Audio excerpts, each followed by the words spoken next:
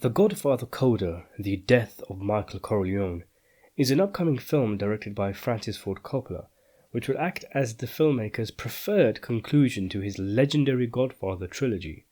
Coppola, of course, directed the first two films in the 70s, and the third film, which came out in 1990, did not live up to the hype of the first two films and is considered by many to be inferior and unnecessary.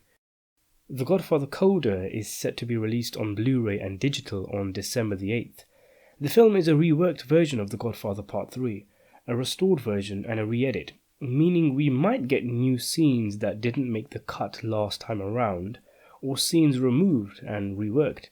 The name, for starters, is pretty much what Coppola wanted to call the original Godfather Part 3 all the way back in the 90s.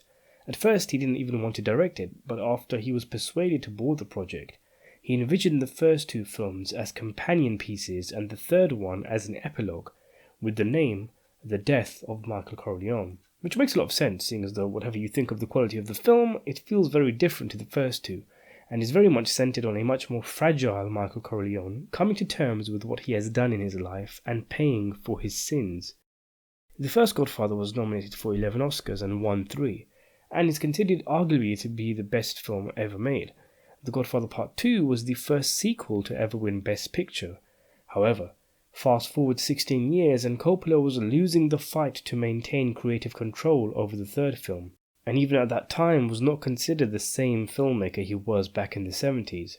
And the movie was a rushed production and one that had notable elements that damaged the quality of the film, such as the notable absence of Robert Duvall, whose wage demands Paramount Pictures refused to accept, and Winona Ryder dropping out of the film allegedly after her first day of shooting, and Coppola having to put his daughter Sophia in the film instead as an emergency replacement, whose performance would go on to be considered one of the worst aspects of the film. And here we are. It's been 30 years, and Coppola is presenting us with a new cut of The Godfather 3, which will probably awaken Silvio Dante from his coma, and the trailer was released a few days ago. According to the trailer's official synopsis, the film's meticulously restored picture and sound, under the supervision of American Zoetrope and Paramount Pictures, includes a new beginning and ending as well as changes to scenes, shots and music cues. The resulting project reflects author Mario Puzo and Coppola's original intentions for The Godfather Part 3 and delivers, in the words of Coppola, a more appropriate conclusion to The Godfather and The Godfather Part 2. I mean, it's an interesting idea, and I do want to see the film, in spite of knowing that when veteran directors who are past their prime go back and start chopping and changing things from their famous films, it really ends up being a good thing.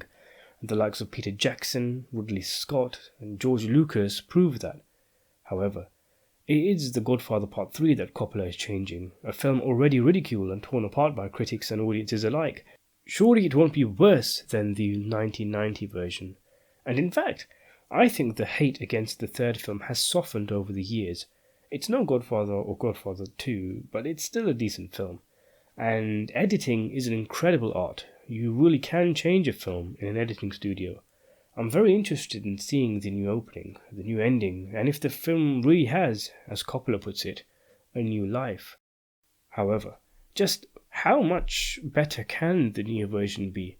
It's not as if Coppola can magic Tom Hagen back into the film, or cut out his daughter. In fact, Coppola has gone on record saying the new version will justify the casting of his daughter. Watching the trailer, you do get a rush of nostalgia as you hear the original Godfather music, and seeing an Al Pacino looking like he did back in the 90s, not for the first time in recent years after Martin Scorsese's The Irishman, in which Pacino was digitally de-aged a few decades, it also highlights how well shot The Godfather Part 3 was. I mean, yeah, at times it did look like a TV movie when it came out, but I was reminded of Coppola's shot composition, which, as the trailer proves, was really strong in the film. It doesn't look like they showed any new scenes in the trailer, and if they did, I missed them. To be honest, aside from the ending, which I thought was really strong, I don't really remember too much of this film, aside from the confusing Vatican plot, a helicopter shootout that seemed straight out of a Rambo movie, Don Corleone munching on chocolate bars in front of the Pope, and Andy Garcia kissing someone's hand with such intensity he looked like he was trying to eat it. I doubt there will be a major change in the consensus of this film after Coppola's new version comes out, but I do hope that it will polish it up a bit and make it a bit better.